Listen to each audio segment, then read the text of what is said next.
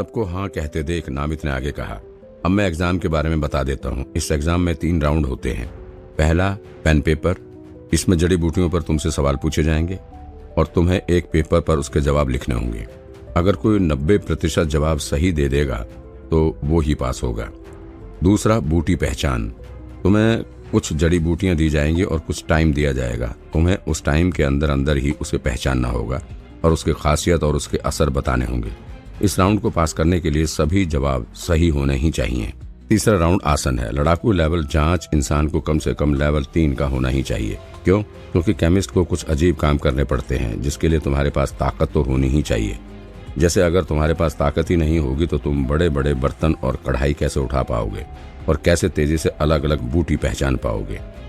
जो लोग इस एग्जाम के लिए कई सालों से पढ़ रहे थे उन्हें एग्जाम के रूल के बारे में सब पहले से ही पता था। सिर्फ विपिन ही अकेला ऐसा इंसान था जिसे इस बारे में कुछ नहीं पता था। एग्जाम तो सिंपल था, उसे बस सभी चीजें सही से पहचाननी थी और वो पास हो जाएगा। ये उतना भी मुश्किल नहीं जितना उसने सोचा था।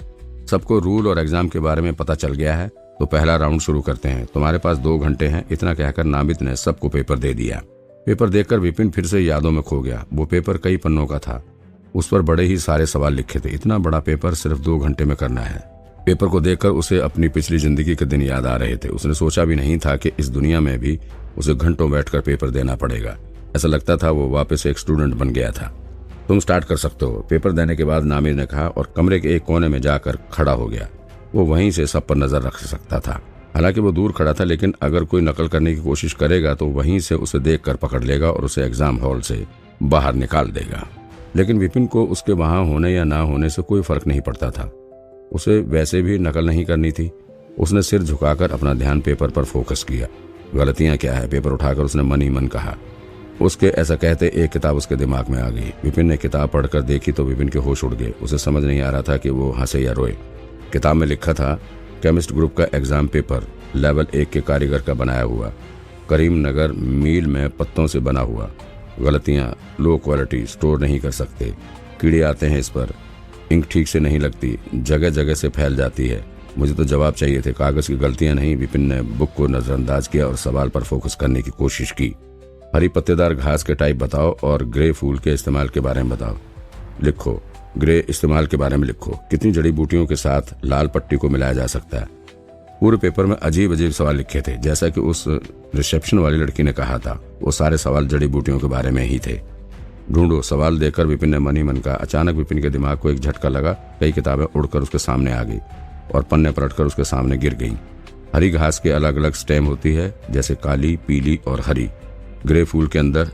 उसने फटाफट उसमें लिखी जानकारी पढ़ी और ये तो सारे के सारे जवाब थे। उसने जवाबों को कागज पर लिखना शुरू कर दिया। पिछले जन्म में उसे पेन इस्तेमाल करने की आदत थी, इसलिए यहाँ पर ब्रश से लिखना उसके लिए मुश्किल हो रहा था। लेकिन जैसे जैसे उसने कोशिश की, उसने पहले भी ब्रश से खास लिखना सीखा था, इसीलिए उसे कुछ कुछ याद था और इसीलिए ही उसकी लिखावट थोड़ी थोड़ी समझ आ रही थी। वो जैसे जैसे खाली पेपर भर रहा था और आगे के सवाल पढ़ रहा था, वैसे वैसे पन्ने पलटने की आवाज पूरे हॉल में गूंज रही थी। बाकी लोगों को अपनी याददाश्त के भरोसे ही जवाब देने पड़ रहे थे, इसलिए उन्हें सही जवाब लिखने में बड़ी मुश्किल हो रही थी। वहीं दूसरी तरफ विपिन के पास स्वर की लाइब्रेरी थी। उसे बिना कुछ सोचे ही उसके दिमाग की लाइब्रेरी में सही जवाब मिल जाता था और वो वहां से पढ़कर जवाब उस पेपर में लिख देता था। यह भी नकल करने जैसा ही था, इसलिए उसका पेपर जल्दी से खत्म हो रहा था। उसकी तेज स्पीड देखकर वहां बैठे बाकी लोग हैरानी से उसकी तरफ देख रहे थे। नामित कपूर ने भी एक बार कमरे में चारों तरफ नजर घुमाई। एक बार देखना ही चाहिए कि सब कैसे पेपर दे रहे थे। उनकी नजर विपिन पर पड़ी। उसे देखकर उनका चेहरा गुस्से से लाल हो गया। लगता है एक और बदमाश अपनी किस्मत आजमाने आ गया है।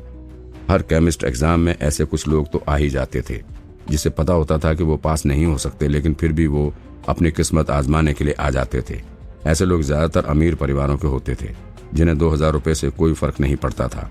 ऐसे लोगों को एक बार पेपर देकर ये देखना होता था कि कौन से सवाल पूछे जाते थे ताकि अगले पेपर में वही जवाब रट कर आ सकें। नामित कपूर को ऐसे लोगों से नफरत थी। ऐसे लोग बिना कोई मेहनत किए बड़े बनना चाहते थे। कोई बिना लाखों जड़ी बूटी याद किए केमिस्ट कैसे बन सकता था? किस्मत के भरोसे कोई हर बार दवाई नहीं बना सकता। अपनी आस्तीन ऊपर करके वो मन ही मन बड़बड़ाए। वैसे भी हर बार सवाल और उसके टाइप चेंज हो ही जाते हैं। कोई भी सवाल दोबारा नहीं पूछा जाता, इसलिए कोई फर्क नहीं पड़ता कि इंसान कितनी बार एग्जाम देता है।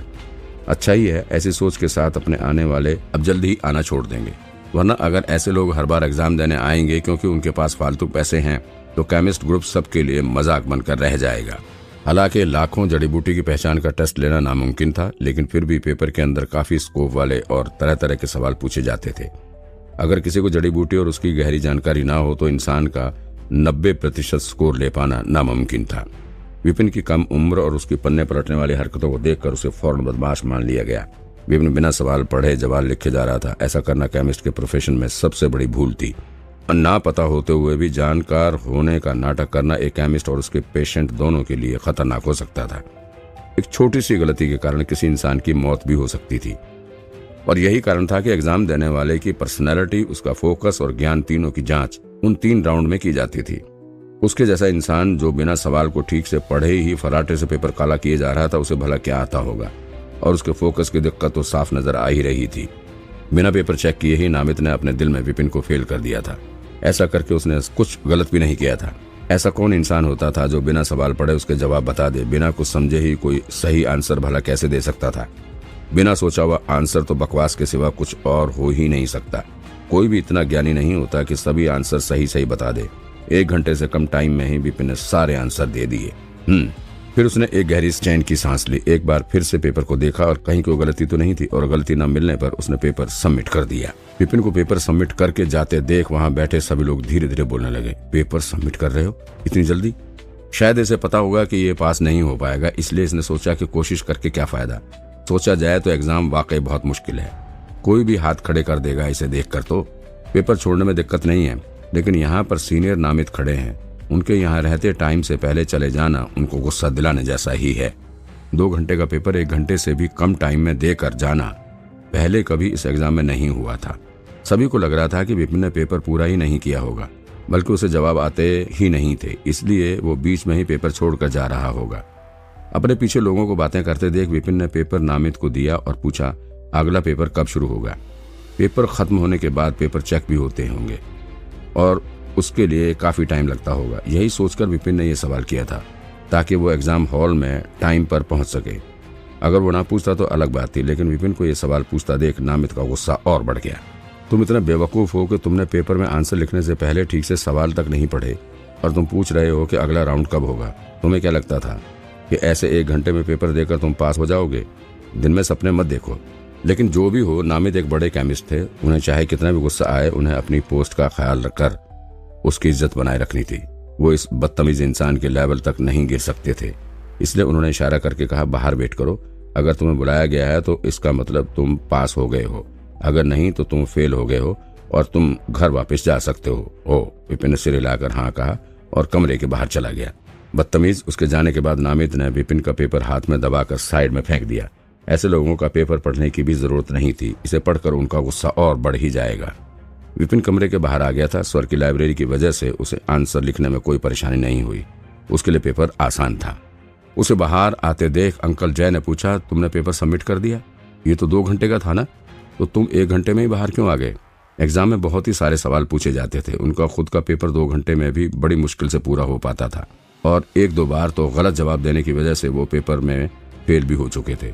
सिर्फ 1 घंटे में ही पेपर देकर बाहर आ जाना कुछ ज्यादा ही जल्दी नहीं हो गया था?